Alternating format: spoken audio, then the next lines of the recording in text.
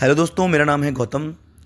आज हम पढ़ेंगे वैगनर क्लासिफिकेशन के बारे में। एएनएम जीएनएम के बच्चे और एमबीबीएस फर्स्ट ईयर के बच्चों के भी काम आएगा, वार्ड में भी काम आएगा और थ्योरी में भी काम आ जाएगा। तो मैं इसको आज कोशिश करूँगा आपको एकदम इजी तरीके से समझाने की, ताकि आप लोग का इंटरेस्ट भी बना रहे और आप लोग वार्ड में जब एक पेशेंट देखो तो मुझे याद कर सको। ठीक है, देखो सोचो, ओपीडी में आपकी ड्यूटी लगी हुई है, इमरजेंसी में आपकी ड्यूटी है। ओपीडी में एक डायबिटिक पेशेंट आता है, पैर दिखाता है और बोलता है, डॉक्टर साहब थोड़ा सा घाव हो गया है, देख लो क्या हो गया है भैया, दर्द भी ज़्यादा नहीं है इसमें तो। अब यहीं पे डॉक्टर डिसाइड करता है ये सिंपल घाव है या आने वाले दिनों में एम्पुटेशन का रिस्क है भैया इसका। ऐसा तो नहीं कि पैर काटना पड़ जाएगा। पहले देखेंगे कि ये सिंपल घाव है कि डीप है, डायबिटिक फीट तो नहीं है ये। इसी डिसीजन के लिए यूज़ होती है वैगनर क्लासिफिकेशन। ठीक है, सिंपल शब्दों में वैगनर क्लासिफिकेशन बताता है कि डायबिटिक फुट का लेवल क्या है। ठीक है, जैसे मूवी देखने जाते हो रेटिंग देते हो ना मूवी को 1 से 5 स्टार तक कि कितनी रेटिंग देनी है, वैसे इसमें पैर को रेटिंग देते हैं कि घाव कितना ज़्यादा है। ठीक है, इसमें ग्रेड 0 से लेके ग्रेड 5 तक होते हैं।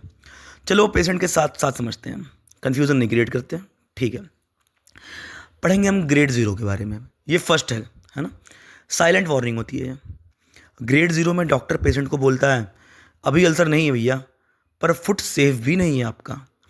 स्किन थोड़ी हार्ड हो चुकी होती है, कैलस बना होता है, पैर का शेप बिगड़ चुका होता है, प्रेशर ज़्यादा पड़ रहा होता है। मतलब घाव अभी नहीं है पर घाव बनने वाला है। यहीं पर अगर केयर हो जाए तो स्टोरी ख़त्म हो सकती है। ठीक है भाई, अगर आपके पास पेशेंट कोई आएगा इमरजेंसी में, वो बोलेगा ऐसे मेरे को दिक्कत हो रही है, तो आप पैर चेक करोगे ना, है ना। चेक करोगे तो उसके कैसे पहचानोगे? उसमें ये होगा कि स्किन थोड़ी हार्ड हो चुकी होगी, कैलस बना होगा, थोड़ा मोटा सा गांठ सा नहीं होता है, एक लेयर केराटिनाइज्ड, हाइपर केराटिनाइज्ड बोल सकते हैं इसको। पैर का शेप बिगड़ चुका होता है ना, प्रेशर पड़ रहा होता है। अब हम बात करते हैं ग्रेड 1 की। देखो, सरफेस लेवल घाव होता है ये, थोड़ा सरफेस के ऊपर, स्किन के ऊपर घाव होता है ये। अब पेशेंट थोड़ा लेट हो चुका है, थोड़ा लेट हुआ है। ग्रेड 1 में स्किन टूट चुकी होती है, जो ऊपर उसमें स्किन थी, ग्रेड फर्स्ट जब हमने पढ़ा उसमें स्किन थी ना, इसमें वो स्किन टूट चुकी होती है, पर घाव सिर्फ ऊपर ऊपर होता है। डॉक्टर बोलता है अभी मसल, टेंडन और बोन सेफ है। यह स्टेट जो होता है ट्रीटमेंट के लिए बेस्ट चांस होती है, यहाँ पर ट्रीटमेंट कर देना चाहिए। एंटीबायोटिक्स जो होती है चला देनी चाहिए, अगर शुगर है तो डायबिटीज़ की उसको गोलियाँ देनी चाहिए। ठीक है, तो घाव को प्रॉपर तरीके से साफ करना चाहिए। अब आता है ग्रेड 2, घाव अंदर तक जा चुका है इसमें। अब चीज़ थोड़ी सीरियस हो जाती है। ग्रेड 2 में अल्सर स्किन के नीचे चला जाता है। ठीक है, टेंडन दिख सकता है इसमें पेशेंट का, मसल इन्वॉल्व हो जाती है भाई इसमें, हो भी सकती है नहीं भी हो सकती है ना। जॉइंट के पास पहुंच जाता है ये जो घाव होता है। लेकिन एक बात याद रहे, इसको रिमाइंड में रखो, अभी बोन इन्फेक्शन नहीं होता इसमें, हड्डी का इन्फेक्शन अभी नहीं हुआ है। किसमें? ग्रेड 2 में। ठीक है, पर ट्रीटमेंट वही करना पड़ेगा यहाँ पर। ओके, अब आ गया ग्रेड 3।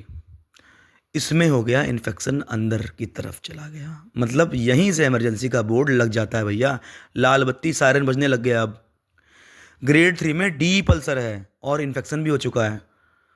क्या डॉक्टर को इसमें क्या क्या मिलेगा?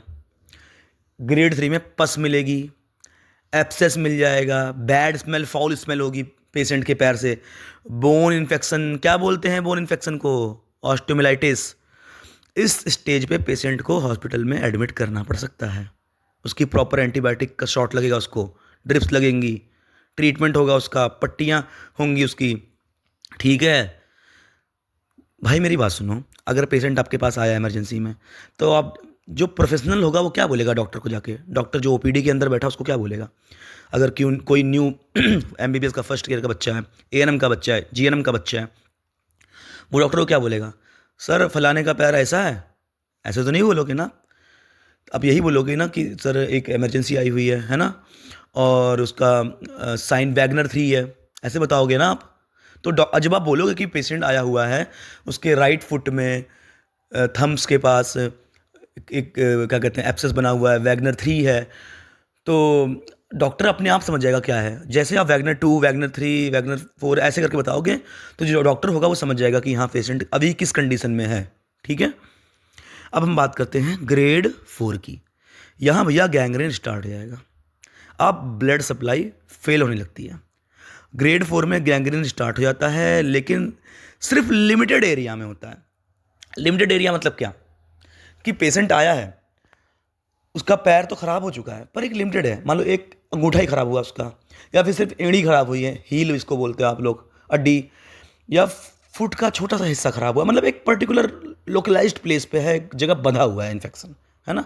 ब्लैक कलर का दिखे तो समझ जाओ टिश्यू मर चुका है भैया, गैंग्रीन हो चुका है, डेड टिश्यू है ना, ब्लैक कलर का दिखेगा वो मरा हुआ। अब हम बात करते हैं ग्रेड 5 स्टेज की। यह होता है एंड स्टेज। यह स्टेज डॉक्टर भी देखकर सीरियस हो जाता है भैया, मतलब पूरा पैर गैंग्रीन में होता है, इन्फेक्शन फैल चुका होता है, ब्लड सप्लाई ऑलमोस्ट ज़ीरो, ज़्यादा केसेस में एम्पुटेशन की ऑप्शन होता है ना। यहीं पे पेशेंट समझता है काश ग्रेड 0 या 1 में आ गए होते तो ये नौबत नहीं आती भैया मेरे ऊपर। जो घर में बैठे रहते हैं पेशेंट, सोचते हैं मैं ऐसे ही दवा खा के ठीक हो जाऊंगा, पैरासीटामॉल से मैं ठीक कर लूँगा, ऐसे नहीं होता है। ठीक है, अब देखो मैं आपको बताता हूँ, डॉक्टर के दिमाग में फॉर्मूला होता है। क्या फार्मूला होता है ये आप लोग भी याद कर लो, दिमाग में इसको बांध लो। अगर अगर वैगनर 0 है मतलब पैर रिस्क में है, अगर वैगनर 1 है भैया स्किन पे अल्सर हो गया, रेड कलर का स्किन का अल्सर हो गया शुरू शुरू में छाले से ऊपर से, है ना। अगर वैगनर 2 है तो डीप अल्सर है, थोड़ा सा डीप गया हुआ है ना। अगर वैगनर 3 है तो इन्फेक्शन तगड़ा है, मतलब भैया पेशेंट को एडमिट करो। वैगनर 4 है तो लोकल गैंग्रीन, मतलब एक उंगली या एक अंगूठा या एक पैर का हिस्सा, अड्डी हो सकती है या आधा पैर हो सकता है, वो इन्वॉल्व हो गया है। अगर वैगनर 5 है तो कहानी ख़त्म, मतलब टोटल गैंग्रीन है, यहाँ पर एम्पुटेशन भी करा जा सकता है। ठीक है पेशेंट का। तो डायबिटिक फुट में दर्द कम होता है, होना डेंजर की निशानी नहीं होती है, मतलब डायबिटिक फुट मान लो किसी को है तो दर्द कम होना, अगर दर्द कम हो रहा है तो ये नहीं डेंजर की निशानी होती। और वैगनर क्लासिफिकेशन हमें बताता है कि पेशेंट का फुट किस मोड़ पे खड़ा है, ट्रीटमेंट या फिर एम्पुटेशन, एंटीबायोटिक दे के ठीक हो जाएगा या फिर पैर को काटना पड़ेगा। मुझे उम्मीद है कि आपको ये क्लासिफिकेशन समझ में आई होगी। मैंने बहुत ही आसान तरीके से आप लोग को समझाने की कोशिश की। मुझे उम्मीद है नेक्स्ट टाइम जब भी पेशेंट आपके इमरजेंसी में आएगा तो आपको ये फार्मूला याद आएगा और आप मुझे याद करोगे। Thank you.